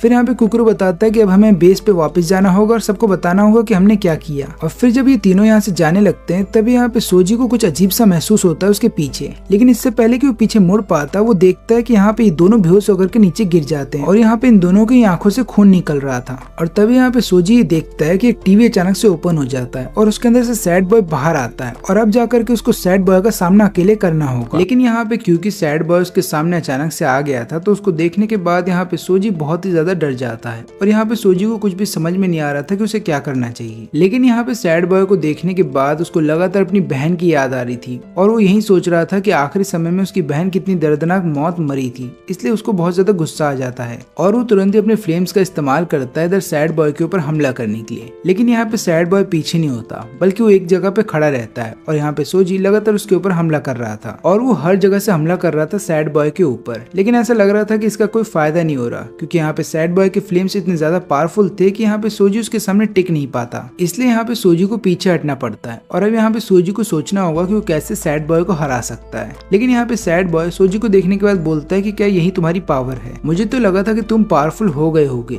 लेकिन मैं गलत था, तुम तो बहुत ही कमजोर निकले और तुम्हारी पावर मेरे सामने कुछ भी नहीं है। और ये सुनने के बाद सोजी हैरान था क्योंकि अभी सोजी ने अपनी पूरी पावर का इस्तेमाल किया था लेकिन सैड बॉय को कुछ नहीं हुआ। लेकिन इससे पहले कि सोजी और कुछ बोल पाता तुरंत ही उसकी आंखों से खून निकलने लगता है और फिर वो नीचे गिर जाता है। अब यहाँ पे सोजी लगातार सोच रहा होता है कि सैड बॉय को मेरा नाम कैसे पता और ऊपर से मुझे क्या हो रहा है, और इसके अलावा वो ये भी सोच रहा होता है कि सैड बॉय यहाँ पे अचानक से कैसे आ गया। और फिर इसके बाद यहाँ पे सोजी अपने फोन की तरफ बढ़ रहा था, यानी कि वो अपने फोन को उठा करके यहाँ पे सैड बॉय से लड़ना चाहता था और वो बोलता भी है सैड बॉय को कि मैं अपनी बहन का बदला तुमसे ले करके रहूंगा। लेकिन यहाँ पे सैड बॉय बोलता है कि देखो अकारी की मौत मेरी वजह से हुई है, लेकिन इसका कारण सिर्फ मैं नहीं हूँ क्योंकि मुझे बोला गया था ये करने के लिए, और ऊपर से अच्छा हुआ उसकी मौत हो गई, कम से कम तुम अपने पावर के बारे में तो जान पाए हो। लेकिन ये बातें सुनते ही सोजी को और भी ज्यादा गुस्सा आ जाता है। फिर वो याद करने लगता है कि उसकी बहन कैसे मुस्कुराती थी और बहुत जिंदगी में खुश थी। लेकिन यहाँ पे वो बहुत ज्यादा गुस्से में था तो वो सैड बॉय को बोलता है कि एक दिन मैं तुम्हारी जान ले लूंगा। लेकिन यहाँ पे प्रॉब्लम ये थी कि सोजी ने अपनी पावर का ज्यादा इस्तेमाल कर लिया था, जिसके बाद वो उठ भी नहीं पा रहा था और इसलिए यहाँ पे सैड बॉय उसको देख करके मुस्कुरा रहा था। और यहाँ पे सोजी समझ जाता है कि वो केवल बोल सकता सकता है, लेकिन वो यहाँ पे हमला नहीं कर सकता सैड बॉय के ऊपर, क्योंकि सैड बॉय की पावर उससे बहुत ज्यादा है। और फिर यहाँ पे सैड बॉय अपना एक हाथ ऊपर उठाता है, फिर वो अपनी पूरी पावर का यहाँ पे इस्तेमाल करता है ताकि इन सबको एक बार में खत्म कर सके। लेकिन वो यहाँ पे सोजी को मारने से पहले ये जरूर उसको बताता है कि देखो मैं तुम्हें मारने तो वाला हूँ, लेकिन याद रहे कि अगर तुम्हारा कोई ऐसा काम है जो बच गया है तो तुम स्पिरिट के रूप में वापस आकर के पूरा कर सकते हो। और यहाँ पे सोजी समझ जाता है कि वो मरने वाला है, इसलिए वो तुरंत ही अपनी बहन से माफी मांगता है और फिर बाद में अपनी आंखें बंद कर लेता है। और फिर यहाँ पे सैड बॉय अपनी पूरी पावर का इस्तेमाल करता है इन तीनों को खत्म करने के लिए। लेकिन हम देखते हैं कि ऐन वक्त में वहाँ पे जैकी आ जाता है, जो कि सैड बॉय के सारे फ्लेम्स को वहाँ पे खत्म कर देता है ताकि इन तीनों की जान बचाई जा सके। और जैकी को अपने सामने देखने के बाद सैड बॉय पूछता है कि तुम कौन हो, तो यहाँ पे जैकी बताता है कि मैं एक एक्सॉर्सिस्ट हूँ और ऊपर से सोजी का टीचर हूँ। अब यहाँ पे सैड बॉय एक और बार हमला कर पाता, उतनी देर में जैकी अपने स्टूडेंट्स को लेकर के वहाँ से कहीं दूर चला आता है। और ये देखने के बाद सैड बॉय हैरान था, वो समझ जाता है कि जैकी उतना कमजोर नहीं है जितने वो तीनों थे। लेकिन यहाँ पे सोजी को इन दोनों की फिक्र हो रही थी, तो यहाँ पे जैकी उसको बताता है कि देखो फिक्र मत करो, इन दोनों की पावर की वजह से दोनों मरेंगे नहीं, थोड़ी देर के बाद इनको होश आ जाएगा।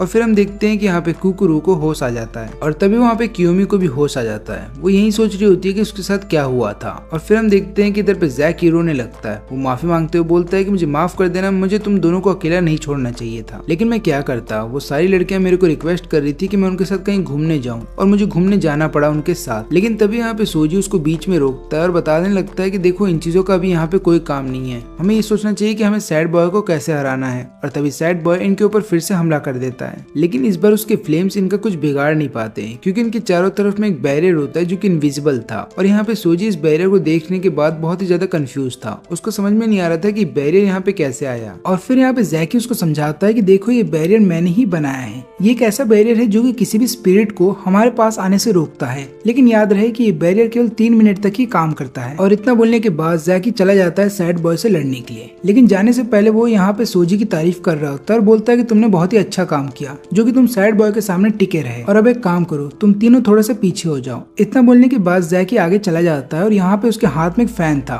उसकी मदद से वो हवा के अंदर एक फिश बनाता है और वो तुरंत ही अटैक कर देता है सैड बॉय के ऊपर। अब यहाँ पे सैड बॉय तैयार नहीं था, इसलिए सैड बॉय थोड़ा सा पीछे गिर जाता है उसके हमले से, लेकिन फिर बाद में जब सैड बॉय खड़ा हो जाता है तब वो पूरी तरीके से तैयार था। इसलिए यहाँ पे जैकी जब उसके ऊपर दूसरी बार हमला करता है तो सैड बॉय उसके हमले को आराम से रोक लेता है, लेकिन फिर इसके बाद सैड बॉय लगातार हमला कर रहा होता है जैकी के ऊपर और जैकी लगातार डॉज कर रहा था। लेकिन फिर यहाँ पे सोजी पूछता है कि जैकी के पास किस तरीके की पावर है, तो यहाँ पे कुकुरू बताता है कि देखो जैकी इस जमाने का एक्सॉर्सिस्ट नहीं है, वो पुराने जमाने का है। इसलिए यहाँ पे जैकी अपने रॉ स्पिरिचुअल पावर का इस्तेमाल करता है अपोनेंट को हराने के लिए, और उसके हाथ में जो तुम फैन देख रहे हो वो फैन एक्चुअली में कन्वर्ट करता है उसके पावर को किसी भी वेपन के अंदर। और अगर तुम हमारी बात करोगे तो हम लोगों को डिजिटल पावर का इस्तेमाल करना पड़ता है, यानी कि हम लोगों के पास फोन रहता है तभी जाकर के हम अपनी स्पिरिचुअल पावर का इस्तेमाल कर पाते हैं। लेकिन तभी यहाँ पे सोजी ये देखता है कि जैकी लगातार लड़ने की वजह से उसकी आंखों से खून निकल रहा था और वो फिक्र करने लगता है। लेकिन यहाँ पे कुकुरू उसको बताता है कि देखो चिंता मत करो, जैकी बहुत ज्यादा पावरफुल है, उसको कुछ नहीं होगा। और ऊपर से यहाँ पे अगर सैड बॉय एक रियल गोस्ट होता ना कि डिजिटल गोस्ट, तो अब तक यहाँ पे जैकी ने उसको खत्म कर दिया होता,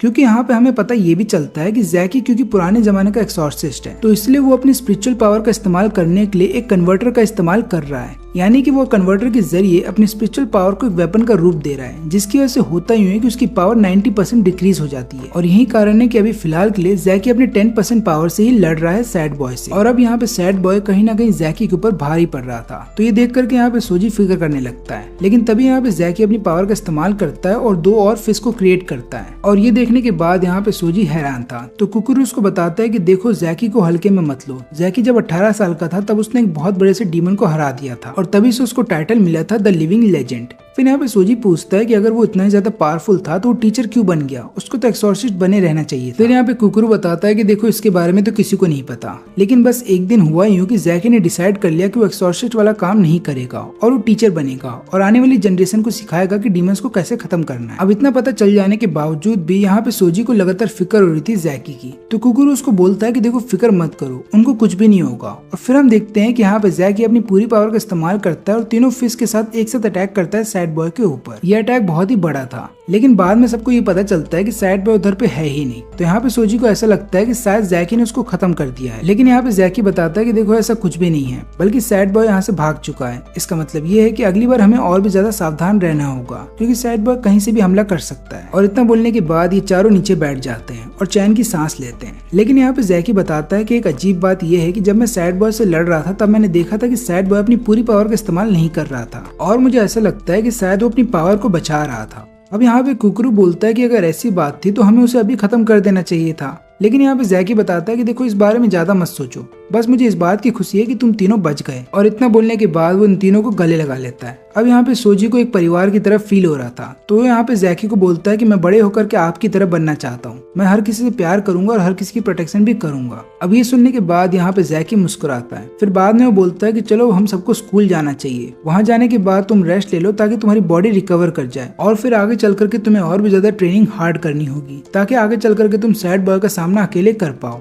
अब इतना बोलने के बाद वो तीनों स्कूल आ जाते हैं, लेकिन स्कूल में हमें पता ये चलता है कि जैकी मीटिंग में चला जाता है। और यहाँ पे सोजी और कुकुर अपने कपड़े बदल करके जा रहे होते हैं नर्स ऑफिस में, लेकिन वो सामने देखते हैं अपनी कियोमी को। और यहाँ पे सोजी ये देख करके हैरान था कि कियोमी के जितने भी घाव थे वो सारे भर चुके हैं। और तभी वहाँ पे नर्स मीना आ जाती है। फिर हमें पता ही चलता है कि मीना की पावर ये है कि मीना किसी भी इंसान का फोटो खींच करके उसको पहले जैसा कर सकती है, यानी कि उसके घाव को भर सकती है। और फिर आगे चल करके इनके बाकी के क्लासमेट्स भी वहाँ पे आ जाते हैं, जो कि इनके साथ थोड़ा सा फन करना चाहते थे। लेकिन यहाँ पे ये तीनों फन के मूड में नहीं थे, ये तीनों तैयारी कर रहे होते हैं अपनी ट्रेनिंग की ताकि और भी ज्यादा पावरफुल बन सके। लेकिन तभी यहाँ पे मीना इन तीनों को बताती है कि अपनी फोन की बैटरी चेक करो। जब ये तीनों अपनी फोन की बैटरी चेक करते हैं तो इन्हें पता चलता है कि इनके पास इतनी पावर ही नहीं है कि लोग अपनी स्पिरिचुअल एनर्जी का इस्तेमाल कर पाएंगे। लेकिन इन चीजों से इनको कोई फर्क नहीं पड़ता, यानी कि लोग अपनी स्पिरिचुअल पावर को तो ट्रेन नहीं कर पाएंगे, लेकिन इन लोग अपनी फिजिकल बॉडी को ट्रेन करने के लिए चले जाते हैं। और फिर आगे चल करके इनके क्लासमेट्स भी इनको ज्वाइन कर लेते हैं। और यहाँ पे कहीं ना कहीं ये तीनों बहुत ज्यादा मेहनत कर रहे होते हैं अपने आप को और भी अच्छा करने में, क्योंकि अगली बार अगर सैड बॉय के सामने आएगा तो इन तीनों को कैसे भी करके उसे खत्म करना है। फिर इसके बाद कई दिन बीत जाते हैं और ये तीनों पहले से ज्यादा फिट हो जाते हैं। लेकिन यहाँ पे सोजी को ऐसा लग रहा था कि शायद वो अपनी पावर का ढंग से इस्तेमाल नहीं कर पा रहा है, इसलिए वो यहाँ पे कुकुरू के पास जाता है मदद मांगने के लिए। लेकिन यहाँ पे कुकुरू रिन के साथ बैठा होता है और वो लगातार फोन चला रहा था और वो सोजी की कोई बात ही नहीं सुनता। तो यहाँ पे रिन उससे पूछता है कि क्या हुआ। तो यहाँ पे सोजी उसको बताता है कि मुझे ऐसा लगता है कि मैं अपनी पावर का ढंग से इस्तेमाल नहीं कर पा रहा, और मैं जब भी अपनी पूरी पावर का इस्तेमाल करने जाता हूँ तो मुझे ऐसा लगता है कि मेरी बॉडी ऐसा करने से मुझे रोक रही है। और पिछले फाइट में जब मैं सैड बॉय से लड़ रहा था तब मुझे ऐसा लग रहा था कि मेरा ब्रेन मेरी बॉडी के साथ ढंग से कनेक्ट नहीं हो पा रहा है, और मुझे ऐसा लगता है कि कहीं ना कहीं मेरी बॉडी का रिफ्लेक्स एक्शन बहुत ही ज्यादा स्लो है। यही कारण है कि कई बार मैं अपने आप को बचा ही नहीं पाता और जो मेरे अपोनेंट है वो मेरे ऊपर डायरेक्ट हमला कर देते हैं। इसलिए मैं यहाँ पे मदद चाहता हूँ कुकुरू की, ताकि वो मुझे ट्रेनिंग दे ताकि मेरे रिफ्लेक्स एक्शन और भी ज्यादा अच्छे हो जाएं। लेकिन यहाँ पे कुकुरू बिजी होता है फोन चलाने में। और फिर यहाँ पे रेन उसको बताता है कि देखो उसकी फिक्र मत करो, वो बस ट्विटर चला रहा है और ट्विटर के ऊपर कई सारे लोगों को गाली दे रहा होगा या फिर उनको समझा रहा होगा। और फिर ये देखने के बाद यहाँ पे सोजी कुकुरू से बोलता है कि मैं तो तुम्हें समझ ही नहीं पाता, पहले तुम खुद बोलते हो कि सोशल मीडिया गलत है और फिर बाद में खुद ही उसका इस्तेमाल करते हो। लेकिन फिर यहाँ पे कुकुरू अपना फोन नीचे रख देता है और बाद में चाय पीता है और बोलता है कि देखो चाय ठंडी हो रही है, इसलिए अभी शांति से बैठ करके चाय पी लो।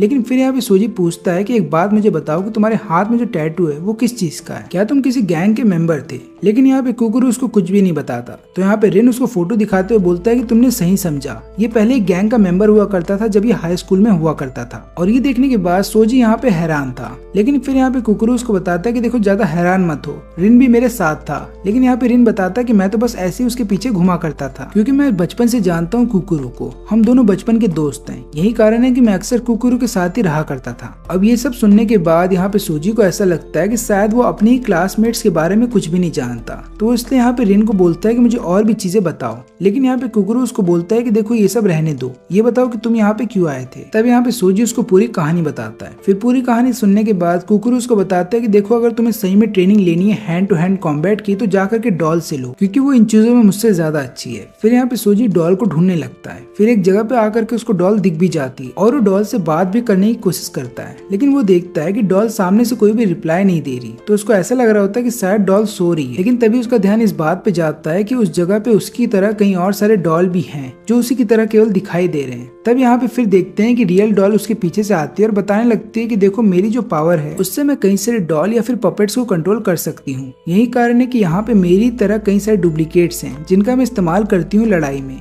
लेकिन फिर हमें ये बात भी पता चलती है कि एक्चुअली में डॉल के पीछे कोई इंसान है जो कि कभी किसी के सामने नहीं आती। वो केवल डॉल के जरिए ही सबसे बात करती है और फिर सबके बारे में पता करती है। लेकिन यहाँ पे सोजी को इन चीजों से कोई फर्क नहीं पड़ता। वो तो यहाँ पे अपनी ट्रेनिंग को कंप्लीट करना चाहता है, इसलिए वो डॉल को बोलता है कि क्या तुम मुझे ट्रेन कर सकती हो और क्या तुम मेरे साथ फाइट भी करना चाहोगी। तब यहाँ पे डॉल ये सुनकर के खुश हो जाती है और बताती है कि जब से तुम यहाँ पे आए थे तब से ही मैं तुमसे फाइट करना चाहती थी। और फिर इसके बाद दोनों ही ट्रेनिंग ग्राउंड में आ जाते हैं और यहाँ पे ईमो भी उनके साथ आता है और यहाँ पे ईमो अपने साथ एक बहुत बड़ा सा डॉल लेकर के आता है। यहाँ पे फिर हम देखते हैं कि ये वाली छोटी डॉल जो होती है वो सबको बताती है कि देखो ईमो को मैं यहाँ पे इसलिए लेकर के आई हूँ ताकि वो रेफरी का काम करे। लेकिन वहीं पे सोजी इस मैच को लेकर के बहुत ज्यादा एक्साइटेड था। उसको ऐसा लग रहा था कि वो डॉल से आराम से जीत जाएगा क्योंकि डॉल बहुत ही छोटी है, उसकी पावर ज्यादा नहीं होगी और इतना ही सोच करके उसके अंदर कॉन्फिडेंस आ जाता है। लेकिन यहीं पे सोजी गलती कर देता है क्योंकि वो अपने अपोनेंट को यहाँ पे कम आंक रहा था। तो यहाँ पे हम देखते हैं कि डॉल इस बात का फायदा उठा लेती है और फिर वो लगातार हमला करने लगती है सोजी के ऊपर। अब यहाँ पे सोजी इससे पहले कुछ भी समझ पाता, हम यहाँ पे देखते हैं कि डॉल चारों तरफ से हमला कर रही होती है सोजी के ऊपर और यहाँ पे फिर ईमो उसको बताता है कि देखो तुमने गलती कर दी कि तुमने डॉल को हल्के में ले लिया क्योंकि इस डॉल को जो कंट्रोल कर रहा है उसका रिफ्लेक्स एक्शन बहुत ही ज्यादा स्पीड है। ऐसा इसलिए है क्योंकि वो एक ई स्पोर्ट चैंपियन है, इसलिए तुम्हें यहाँ पे जल्दी करना होगा नहीं तो तुम हार जाओगे। अब यहाँ पे सोजी समझ जाता है उसने गलती कर दी जो कि उसने डॉल को हल्के में ले लिया।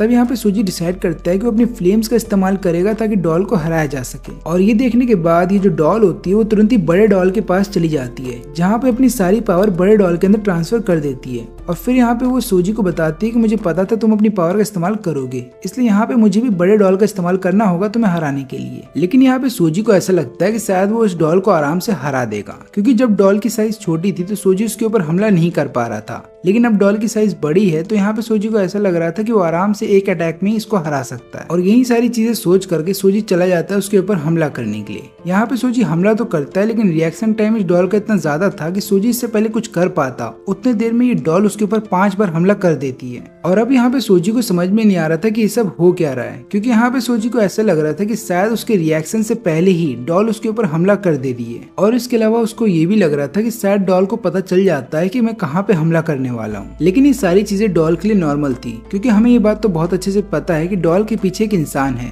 जो कि एक गेमर रह चुका है, वो भी प्रो लेवल का। और यही कारण है कि उसका रिफ्लेक्स एक्शन बहुत ही अच्छा है क्योंकि फाइटिंग गेम में या फिर किसी भी सर्वाइवल गेम में आपका रिफ्लेक्स एक्शन स्पीड होना जरूरी है। लेकिन इन चीजों के बावजूद भी यहाँ पे सोजी लगातार हमला कर रहा होता है डॉल के ऊपर और वो लगातार हमला करने की कोशिश कर रहा होता है लेकिन इसका कोई फायदा नहीं होता क्योंकि वो चाहे कितनी भी कोशिश कर ले वो डॉल के ऊपर एक पंच भी नहीं मार पाता। और यहाँ पे जो डॉल है उसके सारे अटैक को आराम से डॉज भी कर रही थी और उसके अटैक को रोक भी लेती है और फिर बाद में कॉम्बो अटैक करती है सोजी के ऊपर। अब ये सब देखने के बाद यहाँ पे ईमो समझ जाता है कि इन दोनों के बीच का जो स्किल डिफरेंस है वो बहुत ज्यादा है। लेकिन यहाँ पे सोजी फिर भी हार मानने वाला नहीं था। उसको ऐसा लगता है कि शायद डॉल उसके सारे मूव को पहले ही पकड़ ले रही है कि वो कहाँ पे हमला करने वाला है। इसलिए यहाँ पे सोजी एक प्लान के साथ आता है। वो पहले डिसाइड तो ये करता है कि वो सबसे पहले डॉल को अपने ऊपर हमला करने देगा और उसके बाद पकड़ेगा कि डॉल कैसे हमला कर रही है और फिर वो उसके बाद अपनी फाइटिंग स्टाइल को थोड़ा सा यूनिक बनाएगा यानी कि चेंज करेगा। और इसलिए यहाँ पे इस बार जब डॉल उसके ऊपर हमला करती है तो सोजी सामने से हमला नहीं करता बल्कि वो सारे अटैक को पहले डॉज करता है और एक अटैक को तो ब्लॉक भी कर लेता है। और यहाँ पे फिर सोजी को ऐसा लग रहा होता है कि शायद वो इस बार डॉल को हरा सकता है। लेकिन यहाँ पे डॉल उसको बताती है कि इतना ज्यादा खुश मत हो, तुमने मेरे एक अटैक को ब्लॉक कर लिया, इसका मतलब ये नहीं है कि तुम जीत जाओगे। और फिर इतना बोलने के बाद वो अपने हाथ से एक एनर्जी ब्लास्ट निकालती है और हमला कर देती है सोजी के ऊपर। अब इस एनर्जी ब्लास्ट की वजह से यहाँ पे सोजी जमीन पे गिर जाता है और वो उठ नहीं सकता था।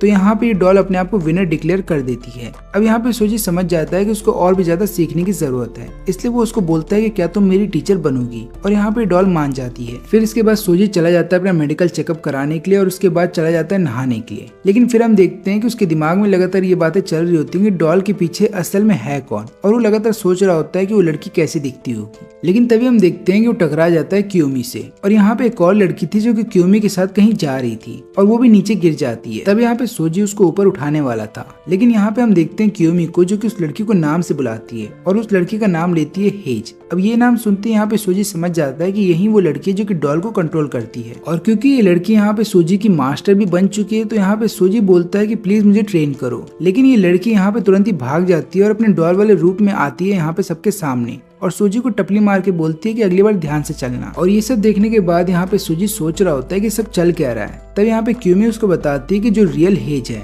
और जो तुम यहाँ पे उसके सामने डॉल देख रहे हो, ये दोनों की पर्सनैलिटी बहुत ही ज्यादा अलग है। यानी कि जो रियल हेज है वो केवल अपने रूम में रहना चाहती है और वो किसी से बात तक नहीं करती, वो इतना ज्यादा शर्माती है। लेकिन वहीं पे जब उसकी पूरी पर्सनैलिटी एक डॉल के अंदर आ जाती है तो वो कम्प्लीटली बदल जाती है। यानी कि डॉल वो हर एक चीज करती है जो कि कभी रियल हेज कर नहीं पाती। लेकिन यहाँ पे सोजी को अपनी ट्रेनिंग कंप्लीट करनी थी तो वो तुरंत ही बोलता है कि हमें ट्रेनिंग के लिए जाना चाहिए। लेकिन तभी यहाँ पे जैकी का मैसेज आता है और उनको एक मीटिंग के लिए बुलाया जाता है। अभी मीटिंग बेसिकली इसलिए रखी जाती है ताकि ये लोग मिल करके डिस्कस कर सके कि सैड बॉय को कैसे खत्म करना है। फिर इसके बाद क्लासरूम में सारे बच्चे आ जाते हैं और फिर हम देखते हैं कि यहाँ पे जैकी कीको के साथ आता है और वो दोनों मिल करके यहाँ पे सबको बता रहे होते हैं कि हमें कैसे भी करके सैड बॉय को इस बार खत्म करना होगा ताकि अगली बार अगर वो हमारे सामने आए तो हम लोग ना हारे बल्कि हम लोग उसको हरा दें। क्योंकि इससे पहले भी 2 बार हम लोग सैड बॉय को खत्म करने की कोशिश की थी लेकिन हम ऐसा कर नहीं पाए और ऊपर से जितने भी टीचर्स और स्टूडेंट्स गए थे के को खत्म करने के लिए यानी कि सैड बॉय को, वो सारे मारे जा चुके हैं क्योंकि सैड बॉय ने एक ऐसी टेक्निक का इस्तेमाल किया जिसके बारे में हमें नहीं पता था। लेकिन इस बार जब सैड बॉय हमारे सामने आएगा तो हम लोग मिल करके उसके ऊपर हमला करेंगे और चाहे कुछ भी हो जाए हम लोग पीछे नहीं हटने वाले। अभी सुनने के बाद यहाँ पे सोजी कुछ ज्यादा ही मोटिवेट हो जाता है और बोलने लगता है कि इस बार जब सैड बॉय मेरे सामने आएगा तो मैं उसको खत्म कर दूंगा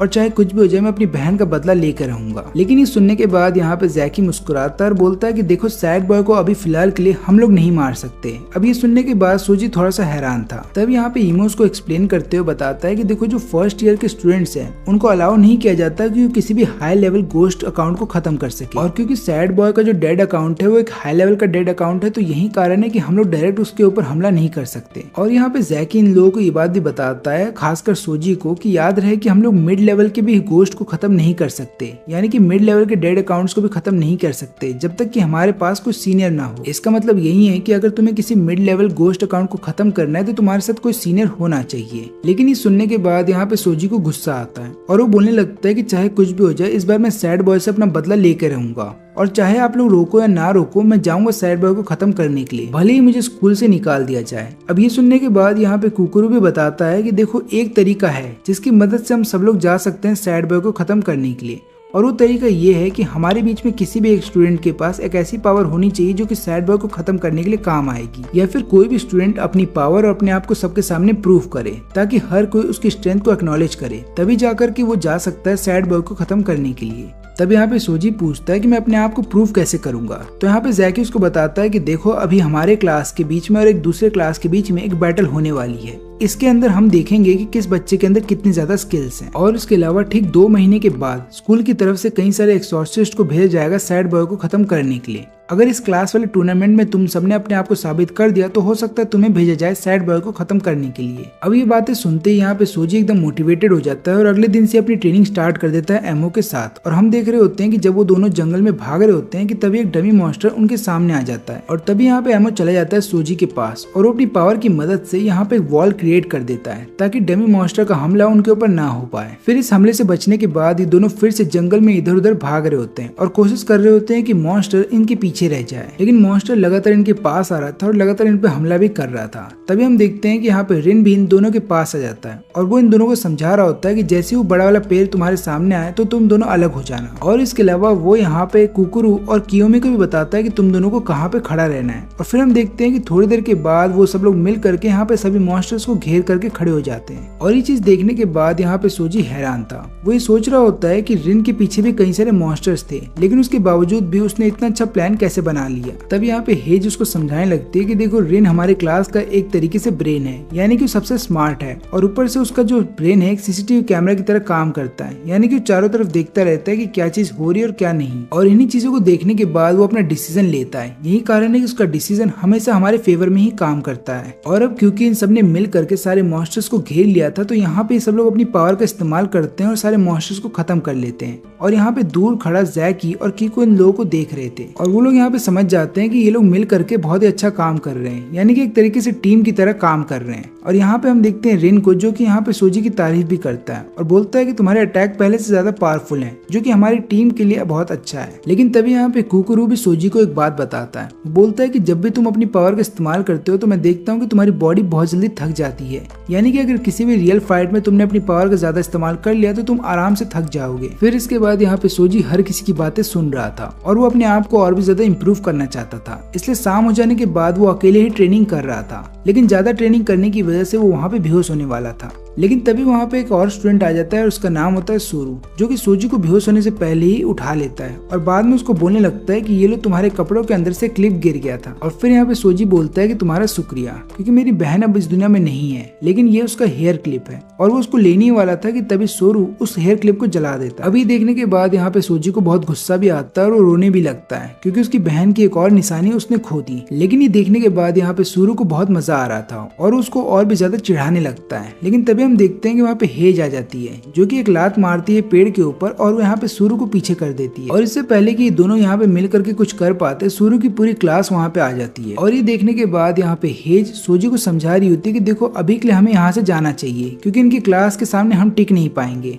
लेकिन यहाँ पे सोजी अपनी बहन का जो डिसरिस्पेक्ट हुआ था उसको देख नहीं पाता और वो चला जाता है तुरंत ही अपनी ब्लू फ्लेम से हमला करने के लिए। और इससे पहले कि वो सूरू तक पहुंच पाता, हम यहाँ पे देखते हैं कि सूरू की ही एक क्लासमेट तुरंत ही यहाँ पे सोजी का हाथ पकड़ लेती है और उसे जमीन पे नीचे गिरा देती है। और इसके अलावा उन्हीं का एक और क्लासमेट जिसने चश्मा पहना हुआ था, वो यहाँ पे अपने स्वॉर्ड से हमला करने वाला था सोजी के ऊपर, लेकिन वो रुक जाता है। और तभी यहाँ पे कुकुरू आ जाता है, जो कि इस चश्मे वाले लड़के के ऊपर हमला कर देता है और उसे पीछे धकेल देता है। और तभी हम देखते हैं कि यहाँ पे सोजी की पूरी क्लास आ जाती है और अब जाकर के दोनों ही क्लास एक दूसरे के आमने सामने खड़े हो गए हैं। अब यहाँ पे हम देखते हैं कि जो लड़की जो कि सोजी के ऊपर चढ़ गई थी, वो यहाँ पे सोच रही थी कि क्या ये लोग आपस में लड़ने वाले हैं। और इसी के साथ ये वाला वीडियो यहीं पे खत्म होता है। तो दोस्तों, मैंने आपको पहले ही बताया था कि ये एनिमे एकदम नया आया है और इसके अभी तक से एपिसोड्स आ रहे हैं। तो यानी कि जब इसके एपिसोड सारे रिलीज हो जाएंगे तो मैं उन्हें एक साथ एक्सप्लेन कर दूंगा।